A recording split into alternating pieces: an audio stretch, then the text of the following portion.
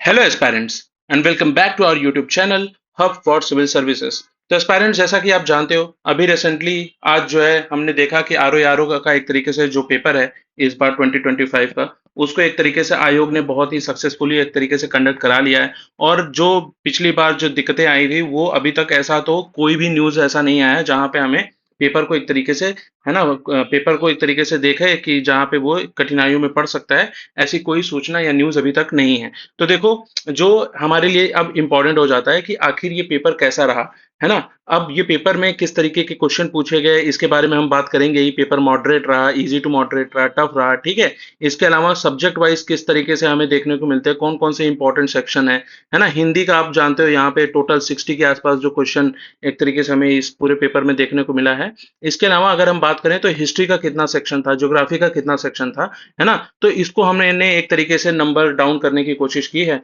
और अब हम देखेंगे कि आखिर ये पूरे पेपर का, है ना, प्रारूप कैसा था और किस तरीके से बच्चों ने इसको, है ना, अटेम्प्ट किया है, इसकी भी बात करेंगे। तो देखो यहाँ पे, है ना, एस्पायरेंट्स, हमने एक कोशिश की है कि हमने एक तरीके से पूरे पेपर को, है ना, अलग अलग जो आप बोल सकते हो कि भागों में बांटा है सब्जेक्ट वाइज। यहाँ पे ज्योग्राफी का हमने देखे हैं, फिर एग्रीकल्चर से ए से आपको पता चलेगा कि एग्रीकल्चर का क्वेश्चन है, साइंस का क्वेश्चन है, हिस्ट्री का क्वेश्चन हमें देखने को मिलता है। मैथ्स और रीजनिंग के अप्रोक्सीमेटली यहाँ पे जो मैंने कैलकुलेशन है, मेरी कैलकुलेशन के हिसाब से, अभी जो प्रिलिमिनरी कैलकुलेशन है उसके हिसाब से यहाँ पे हमें 15 से, है ना, 16 क्वेश्चंस के आसपास हमें देखने को मिल रहा है। ठीक है? इसके अलावा आप यूपी स्पेशल यहाँ पे क्वेश्चन पूछे गए हैं। और जो सबसे बड़ा पोर्शन है कि यहाँ पे एक जो मिसलेनियस सेक्शन है उसमें से सबसे ज्यादा क्वेश्चन, है ना, अगर देखा गया है तो वो है सेंसस से देखा गया है। अब देखो यहाँ पे सबसे बड़ा क्वेश्चन बनता है कि जो सबसे बड़ा फोमो होता है ना, एस्पायरेंट्स का, जहाँ पे अब एक पेपर के एक तरीके से ट्रेंड में देखो तो अगर आप ये देखोगे करंट अफेयर का पोर्शन कितना रहा, तो वो जहां तक मेरी, है ना, इंफॉर्मेशन है, जहां तक मैंने इस पूरे पेपर को एनालाइज किया है, तो करंट अफेयर भी यहाँ पे 15 से 16 के आसपास क्वेश्चन, है ना, एक तरीके से पूछे गए हैं। ठीक है। हिस्ट्री का एक बहुत बड़ा सेक्शन रहा। हिस्ट्री मतलब थोड़ी सी नॉमिनल भी आई, थोड़ी सी एक तरीके से आप बोल सकते हो कि मॉडर्न हिस्ट्री का पोर्शन ज्यादा था, मिडवल उतना नहीं था। और हिस्ट्री जो एंशियंट हिस्ट्री से भी क्वेश्चन आए वो थोड़े से करने लायक थे। ठीक है। जो सबसे इंपॉर्टेंट होता है, क्या ज्योग्राफी इतना पूछा गया है, वर्ल्ड ज्योग्राफी पूछा गया है, तो वो पेपर में आप देखोगे कि ज्योग्राफी भी बहुत ही, है ना, एक तरीके से मॉडरेट आप बोल सकते हो, बहुत ही टफ ज्योग्राफी नहीं थी। जो यूपी स्पेशल कुछ कुछ, है ना, एक चीज स्कीम्स पूछी है, वो थोड़ा सा आपका बहुत ही पीछे की डेट का पूछा गया है। ठीक है। इसके अलावा आपको ये देखने को मिलता है कि जो सेंसस का क्वेश्चन है वो बहुत ही इजी पूछा गया है। सेंसस के क्वेश्चन थे 7 से लेके, है ना, 7 के आसपास, लेकिन जो क्वेश्चंस थे वो बहुत इजी थे।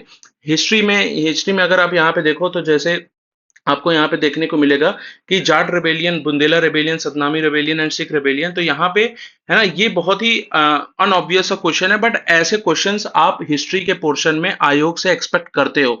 आयोग इस तरीके के क्वेश्चन आपको बनाता है और वो इस तरीके से आपको एक तरीके से, है ना, आपको बैकफुट पे डालता भी है। अब यहाँ पे देखो, यहाँ पे एक क्वेश्चन था जो हिस्ट्री से पूछा गया है डेट के अकॉर्डिंग। तो यहाँ पे देखो, when did the anti partition movement एक तरीके से बिगिन। अब यहाँ पे आयोग ने बहुत ही क्लोज क्लोज एक तरीके से ऑप्शंस बनाता है, जैसा कि उसका एक सेट पैटर्न है ना। अगर आप लोगों ने जो है एक तरीके से, है ना, बंगाल पार्टीशन और उसका एक तरीके से कब जो है अनाउंसमेंट हुआ था, अगर वो क्वेश्चन, अगर आपको याद रहता, वो 5 अगस्त था कि 7 अगस्त था, है ना? अगर 5 अगस्त था तो क्या एंटी पार्टीशन मूवमेंट जो स्ट्रॉन्ग एक तरीके से स्टार्ट किया गया था वो 7 अगस्त था। तो ये सब क्वेश्चन आपको एक तरीके से बनाने लायक थे। ये आपको लूसेंट में भी मिल जाता है, और अगर आपने बेसिक स्टैंडर्ड बुक भी पढ़ी होगी तो आपको वहां पे देखने को ये मिलेगा।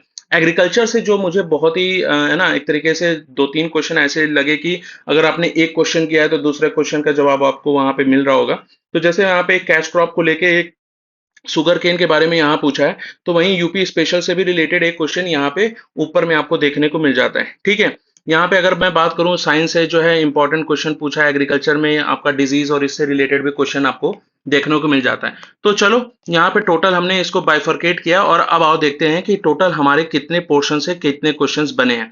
तो देखो, सेंसस हो, इकोलॉजी हो, है ना, इकोनॉमी हो, हमने इसको एक तरीके से क्लब किया है। और यहाँ पे जो चीज हमें देखने को मिलती है कि हिंदी का टोटल एक ऑलमोस्ट आपको एक तरीके से 60 क्वेश्चन आपको देखने को मिलेगा। ये जो सेट मेरे पास है इसमें 141 से लेके आपको, है ना, हिंदी के सारे पे क्वेश्चंस मिले हैं पीछे में। ठीक है।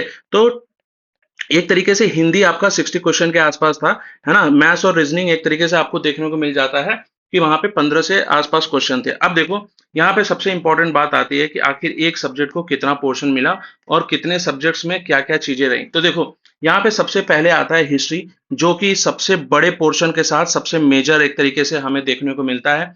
हिस्ट्री के ऊपर जैसे आयोग का हमेशा से फोकस रहता है, टोटल हिस्ट्री के क्वेश्चंस आयोग ने यहाँ पे 31 क्वेश्चन आपको मिलेंगे। एंशियंट हो, मिडवल के एक दो क्वेश्चन अकबर से रिलेटेड आया, हल्दी घाटी एक तरीके से हल्दी घाटी के युद्ध से रिलेटेड आया, लेकिन वहां पे बहुत ही डायरेक्ट क्वेश्चन एक तरीके से आयोग ने पूछा है ना। आईने अकबरी और अकबर के ऊपर जैसे हमें देखने को मिलता है कि अगर आप आयोग के ऊपर जा रहे हो और मिडवल हिस्ट्री में अगर आपको एक दो चीज कुछ पढ़नी है तो आप विजयनगर एम्पायर को पढ़ते हो, अकबर के रेन को पढ़ते हो यूपी के कॉन्टेक्स्ट में, और अगर होता है तो मुगल एडमिनिस्ट्रेशन को पढ़ते हो। तो यहाँ पे हमें सिख के बारे में भी पूछा गया है, हमें है ना खालिसा लैंड के बारे में भी पूछा गया है, और दिल्ली सल्तनत के इक्ता लैंड से भी एक तरीके से क्वेश्चन हमें देखने को मिला एक ही क्वेश्चन में।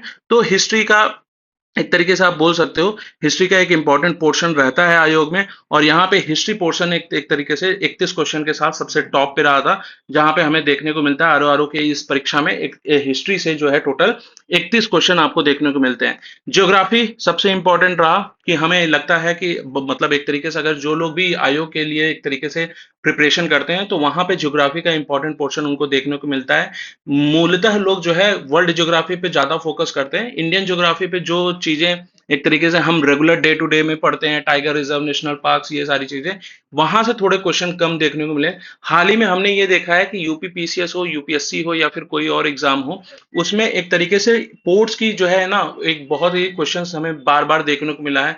तूतीकोरिन हो या फिर वीओ चिदम्बरम पोर्ट हो, है ना, तो जो एक तरीके से समुद्रमाला और इन सब के तरीके के इनिशिएटिव्स हैं, तो इंडियन पोर्ट सिस्टम से, इंडियन पोर्ट है ना हार्बर से, है ना, जिस तरीके से अभी आपका केरला में जो एक नया पोर्ट एक तरीके से लॉन्च हुआ, हमारे जो मंथली करंट अफेयर की सीरीज है उसमें भी हमने विजयंजम और एक तरीके से अंडमान निकोबार पोर्ट के ऊपर बात की है। तो पोर्ट बहुत इंपॉर्टेंट एस्पेक्ट्स में क्वेश्चन पूछे गए हैं। ज्योग्राफी में जो इंपॉर्टेंट और भी चीजें हैं, जैसे इकोनॉमिकल ज्योग्राफी की बात हो, है ना, एक तरीके से कहाँ पे क्या चीजें मिलती हैं, फिर उसके बाद कुछ कुछ त्योहार से रिलेटेड, फेस्टिवल से रिलेटेड एक क्वेश्चन हमें देखने को मिला, राजस्थान से रिलेटेड था, है ना। तो हमें ज्योग्राफी का भी एक इंपॉर्टेंट पोर्शन यहाँ पे देखने को मिला है। नेक्स्ट आते हैं जो इन्वायरमेंट और इकोलॉजी, अगर आप बोलो तो थोड़ा-सा अगर हम इसको अलग करें, तो हमें इन्वायरमेंट और इकोलॉजी के सेक्शन में भी एक तरीके से 4 क्वेश्चन यहाँ पे देखने को मिला। तो इन्वायरमेंट और इकोलॉजी में जैसे बहुत सारे जो क्लाइमेट से रिलेटेड हो उस पे नहीं आया, सिर्फ एक नीति आयोग का जो एक तरीके से आप है ना प्लान आप देखते हो, मिशन लाइफ के बारे में आपने अगर पढ़ा है, तो मिशन लाइफ के ऊपर एक क्वेश्चन यहाँ पे हमें बनते हुए दिख गया था। ठीक है, और वहां पे भी और भी सारे ऑप्शंस दिए हुए हैं, जैसे ग्रीन इंडिया मिशन है, बाकी सारी चीजें दी हुई हैं, लेकिन वहां पे एक तरीके से लाइफ स्टाइल के ऊपर बात कर रहा है, तो मिशन लाइफ नीति आयोग का एक तरीके से यहाँ पे फोकस में था। एनवायरनमेंट से रिलेटेड और भी क्वेश्चंस पूछे गए हैं, जैसे आपका 10 प्रिंसिपल रूल के बारे में एक तरीके से क्वेश्चन आया है कि वो किसने उसको एक तरीके से है ना प्रपोज किया था। तो ये सारे क्वेश्चंस हमें इकोलॉजी और एनवायरनमेंट से क्वेश्चन से मिले हैं। अगर आप कहोगे तो यहाँ पे मैं आपको है ना एक तरीके से पेपर को पूरे तरीके से गो थ्रू कराऊंगा, बट इस वीडियो में हम बस अभी डिस्कस कर रहे हैं कि सब्जेक्ट वाइज से कितना क्वेश्चन पेपर रहा, इसका आंसर, इसका डिटेल एक तरीके से एनालिसिस, कौन से पेपर में कौन सा क्वेश्चन किस चीज में फॉल करता है और वहां पे किस तरीके से अटेम्प्ट बन सकता था। यहाँ पे कुछ कुछ चीजें आपको वहां पे देखने को मिल सकती हैं। कुछ कुछ पोर्शन में आपको लॉजिकल एंड से आंसर देने थे, तो वो भी आपको यहाँ पे मैं डिटेल एनालिसिस में दिखाऊंगा। इकोनॉमी एंड स्कीम, यहाँ पे मैंने यूपी स्पेशल के कुछ कुछ स्कीम्स का जो क्वेश्चन था उसको अलग रखा है। नेशनल स्कीम्स की बात करूं, नेशनल प्रोग्राम्स की बात करूं, तो जो यूपी पीसीएस का जो प्रीलिम्स का परीक्षा था पिछले साल, उसमें आपको देखने को मिल जाता है कि प्रधानमंत्री है ना से रिलेटेड जितनी भी योजनाएं थी वो डायरेक्ट क्वेश्चन में देखने को मिली थी, लेकिन यहाँ पे बहुत ही यूपी स्पेसिफिक कुछ कुछ क्वेश्चन स्कीम्स में आए थे, जिसको मैंने यूपी स्पेशल के पोर्शन में डाला है। और कुछ कुछ चीजें जो स्कीम्स के तौर पे है ना, इकोनॉमी के तौर पे है ना, यहाँ पे आया है ना, हमारा फॉरेक्स रिजर्व्स के बारे में यहाँ पे डायरेक्ट क्वेश्चन नंबर्स के फॉर्म में दिया हुआ है पीआईबी से उठा के, तो वो चीज आपको यहाँ पे देखने को मिल गई है। तो पेपर एक तरीके से अगर आप बोलो है ना, तो एक तरीके से इजी टू मॉडरेट रहा, है ना, मॉडरेट टू इजी भी आप नहीं बोल सकते हो, बट इजी टू मॉडरेट रहा। क्वेश्चन में वन वर्ड है ना, वन ऑप्शन के क्वेश्चंस डायरेक्ट थे, आपके पास फैक्ट बेस्ड इंफॉर्मेशन है, तो ये आपके लिए पेपर इजी वे में था। थोड़ा सा एसएससी से मिलता जुलता था। यूपीएससी यूपीपीसीएस का जो प्रीलिम्स था पिछले साल के, वहां पे जो स्टैंडर्ड एक तरीके से सेट किया गया था, उससे ये पेपर थोड़ा एक तरीके से नीचे ही था। और यहाँ पे आपको पोर्शन वाइज जो है एक तरीके से फ्रेगमेंटेशन देखने को मिलेगा, जहाँ पे हमें ज्योग्राफी में बहुत क्वेश्चन देखने को मिले थे पिछले बार, यहाँ पे इस बार हिस्ट्री में क्वेश्चन देखने को मिले हैं, और हिस्ट्री में भी मॉडर्न हिस्ट्री में। ठीक है, नेक्स्ट आते हैं एग्रीकल्चर से। एग्रीकल्चर से यहाँ पे रिलेटेड क्वेश्चन था, कैश क्रॉप के ऊपर क्वेश्चन था। ठीक है, उसके बाद डिजीज के ऊपर क्वेश्चन था, यहाँ पे एक तरीके से शुगर केन, व्हीट, है ना, राइस, इन सब में किस तरीके के डिजीज हमको देखने को मिलते हैं, वहां पे ये क्वेश्चन वहां पे भी बनाया गया। ठीक है, और हमें वहां पे ये चीज भी देखने को मिली कि कैसे डिजीज के ऊपर एग्रीकल्चर में क्वेश्चंस बने हैं। 7 क्वेश्चंस हैं टोटल एग्रीकल्चर से, इकोनॉमी एग्रीकल्चर है ना, उसके आसपास की चीजें। ठीक है, एपीफाइट्स वगैरह ये सब भी क्वेश्चंस यहाँ पे मिला है। हाइड्रोपोनिक्स के ऊपर एक तरीके से क्वेश्चन बहुत इजी वे में पूछा गया है। तो अगर आपको एक बेसिक एग्रीकल्चर का आइडिया है तो यहाँ पे चीजें आपको देखने को मिलेंगी। साइंस, जो आप बायो का एक तरीके से, है ना, केमिस्ट्री का एक तरीके से, और फिजिक्स का आप बेसिक सा साइंस पढ़ते हो, लूसेंट में पढ़ते हो, वहीं से क्वेश्चन था। कोई और इस एक तरीके से सोर्स पढ़ने की जरूरत नहीं थी, और साइंस में आपको इजी एक तरीके से 17 क्वेश्चंस देखने को मिला। ये पोर्शन बहुत इंपॉर्टेंट होता है आज के टाइम पे। जैसे जिस तरीके से आयोग का 2-3 एग्जाम देखा है हमने, वहां पे यूपी पीसीएस आयोग के एग्जाम में साइंस का पोर्शन जिस तरीके से इंपॉर्टेंस रखता है, उसी तरीके से हमें यहाँ पे आयोग के यूपी पीसीएस आरओ के एग्जाम में ये देखने को मिला है। 17 क्वेश्चन एक तरीके से आप बोलोगे तो 15 क्वेश्चन के ऊपर जो अगर कुछ सब्जेक्ट्स हैं तो उसमें साइंस एक सब्जेक्ट है, ठीक है, ज्योग्राफी एक सब्जेक्ट है, और एक तरीके से हिस्ट्री एक सब्जेक्ट है। यहाँ पे पॉलिटी 10 क्वेश्चन बहुत इजी क्वेश्चंस थे, है ना। जीवी मावलंकर के तरीके से क्वेश्चन पूछा है, स्पीकर, है ना, कौन थे पहले। इसके अलावा आपका आर्टिकल्स के बारे में पूछा, एक तरीके से आर्टिकल 16 का एक तरीके से वहां पे डायरेक्ट क्वेश्चन दिया हुआ है। 15th और 16th में एक तरीके से आप देखोगे तो वहां पे, है ना, थोड़ा सा क्वेश्चंस को ट्रिकी करने का कोशिश किया गया। बट जिन लोगों ने 16 टू और 15 में डिफरेंस पता है, रेसिडेंस और, है ना, एक तरीके से रिलीजन, और वहां पे जो 6 चीजें होती हैं उसमें बाइफर्केशन किस तरीके से आता है, अगर लोगों ने पढ़ा है, लोगों को 16 टू और 16 4 में क्या डिफरेंस, अगर इसके बारे में पता है, 16 4 क्या अफर्मेटिव एक्शन के बारे में है, अगर उन्होंने थोड़ा सा डीप डाउन जाके फंडामेंटल राइट्स के 1 2 3 सेक्शंस को भी अगर कवर किया है, तो उन्होंने पॉलिटी के इन क्वेश्चन को वो हार्ड मान सकते हैं। बट बाकी अगर पूछे तो यहाँ पे इलेक्शन का, है ना, उसने पार्ट पूछ लिया कि वो किस पार्ट में एक तरीके से फॉल करता है। तो ये सब जो क्वेश्चंस है, अगर आपने बेसिक यूपी पीसीएस आयोग या बीपीएससी के प्रिपरेशन करते हो तो आपके लिए वहां पे एक तरीके से इजी वे में आप पिकअप कर सकते थे। ठीक है, यूपी स्पेशल, जैसा कि मैंने बताया, यहाँ पे एग्रीकल्चर स्कीम्स को मैंने पॉलिटी और पॉलिसीज एंड स्कीम्स में एक तरीके से उसको अलग थोड़ा सा रखा है। लेकिन यूपी स्पेशल से कुछ कुछ क्वेश्चंस है ना जो बहुत ही फैक्चुअल हैं, बहुत ही थोड़े से पुराने थे, वो मुझे देखने को मिले। बाकी जहां पे बेसिक सा है, जैसे वहां पे एक तरीके से कायाकल्प स्कीम्स के बारे में पूछा, ठीक है, तो ये सब ऑब्वियस सी बात है, आप डायरेक्ट मार के आओगे। ठीक है, वहां पे एक जीडीपी के ऊपर क्वेश्चन था, स्टेट जीडीपी में वहां पे सबसे टॉप कौन सा स्टेट है, तो वहां पे यूपी ऑप्शन दिया है। बट आपको भी पता है कि in terms of GDP Maharashtra is way ahead of UP, ठीक है, Tamil Nadu is ahead of UP. तो आपको देखने को मिलता है कि जीडीपी वाइज भी, है ना, एक तरीके से महाराष्ट्र आपको टॉप में मिल जाता है, UP is the obvious one option given there, but वो आपका ऑप्शन नहीं रहता।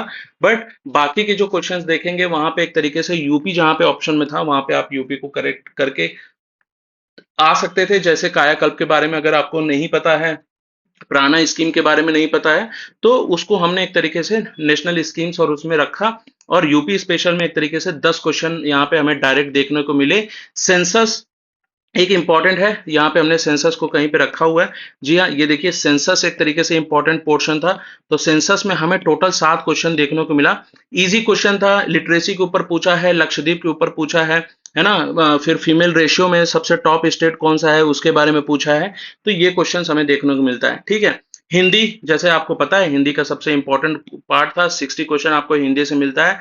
इजी एक तरीके से आप बोल सकते हो हिंदी के पेपर को। ठीक है, जिन लोगों ने बेसिक, है ना, यहाँ पे मुझे लगता है कि एक सबसे बड़ा एज जो एक तरीके से होगा वो हिंदी मीडियम के लोगों को रहेगा।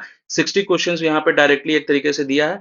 पेपर में ट्रांसलेशन की कमी हालांकि मुझे दिखी, है ना, जैसे साल, टीक, ये इन सब के ऊपर जो एक एग्रीकल्चर, है ना, ज्योग्राफिकल इकोनॉमिकल एग्रीकल्चर के ऊपर तरीके से क्वेश्चंस थे, वहां पे अच्छे से अनुवाद नहीं किया गया था। तो वो भी हमें एक तरीके से देखने को मिलता है, जो कि मुझे लगता है आयोग को बीइंग हिंदी भाषी, है ना, एक हमारा राज्य है, उसको एक तरीके से सही से करने की बात यहाँ पे देखनी चाहिए आयोग को। ठीक है, रीजनिंग एंड मैथ से यहाँ पे 15 से 16 क्वेश्चन आई थिंक होगा। ठीक है, यहाँ पे 16 क्वेश्चन आई थिंक वहाँ पे था। एक तरीके से रीजनिंग एंड मैथ से 15 क्वेश्चन 16 क्वेश्चन यहाँ पे आपको देखने को मिलेगा। ठीक ठाक था, आप उसको एक इजी वे में लेके जा सकते थे।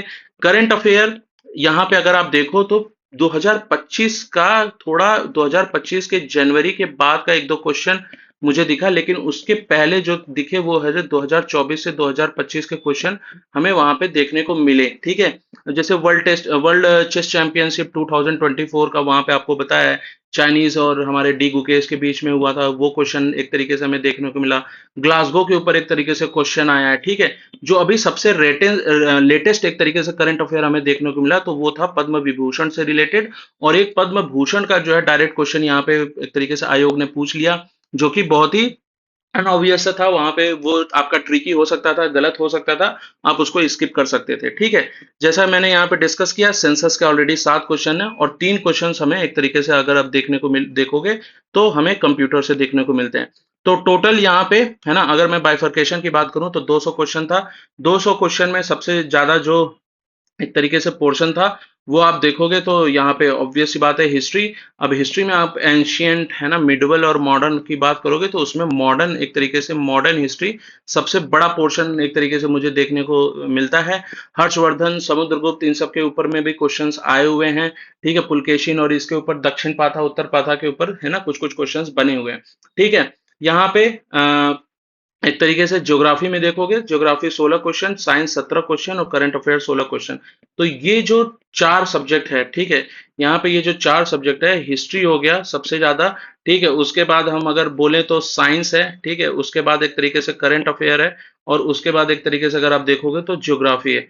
तो ये एक तरीके से हमारा वो रहा। हिस्ट्री जहाँ पे हम टॉप मोस्ट मान के चलते हैं, ठीक है, वो हमें देखने को मिलता है आयोग के पेपर में, हिस्ट्री का एक तरीके से अलग से लगाव है। लेकिन जो सबसे बड़ा टेक अवे था वो ये था कि करंट अफेयर से ज्यादा जो है सब्जेक्ट पे पोर्शन पे एक तरीके से फोकस था।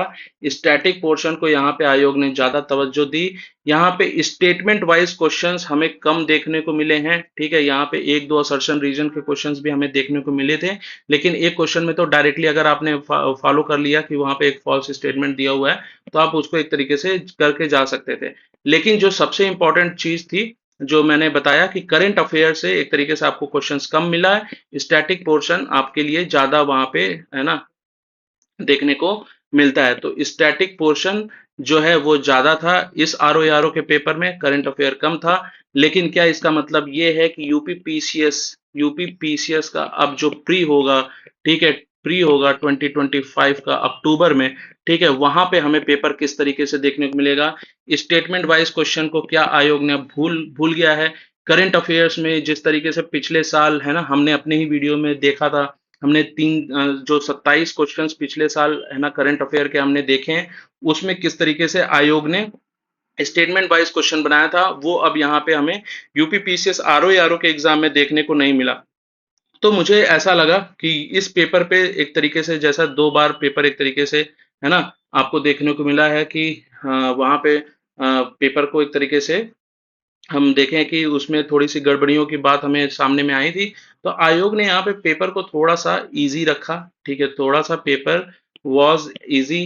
ठीक है, इसके अलावा जो चीज़ लगी कि पेपर पे थोड़ी-सी मेहनत कम की गई है ना? 1 वर्ड और 1 ऑप्शन एक तरीके से अगर आपको पता है, फैक्ट बेस्ड था, ऐसा लगा कि कहीं से उठा के चीज़ों को डायरेक्टली पूछा गया है।